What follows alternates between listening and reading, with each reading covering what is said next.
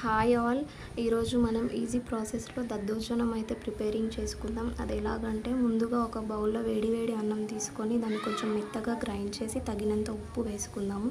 తర్వాత మనకు తీయటి పెరుగు అయితే కొంచెం రుచిగా ఉంటుంది. అది వేసుకున్న తర్వాత అన్నం పెరుగు బాగా మిక్స్ అయ్యేలా కలుపుకుందాము.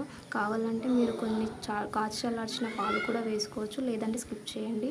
తర్వాత స్టవ్ వెలిగించి బాండి పెట్టి అందులో జీలకర్ర ఆవాలు పోసి దినుసులు వేసుకోండి.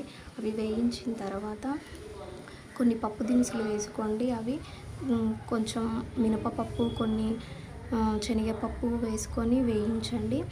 తరువాత మనకు కావాల్సినవి ఎండుమిర్చి, పచ్చిమిర్చి, కరివేపాకు రెండు తీసుకొని అవి వేయించండి. తర్వాత కొంచెం అల్లం పేస్ట్ వేసి బాగా కలపండి. కలిపిన పోసు దినుసులని మనం ముందుగా ప్రిపేర్ చేసి పెట్టుకున్న అన్నం పెరుగుని అందులో వేసుకొని బాగా మిక్స్ చేయండి. దద్దోజనం అయితే రెడీ అయిపోయింది. మనం ఈరోజు అమ్మవారికి పెట్టే ప్రసాదం ఇది. చాలా రుచిగా ఉంటుంది.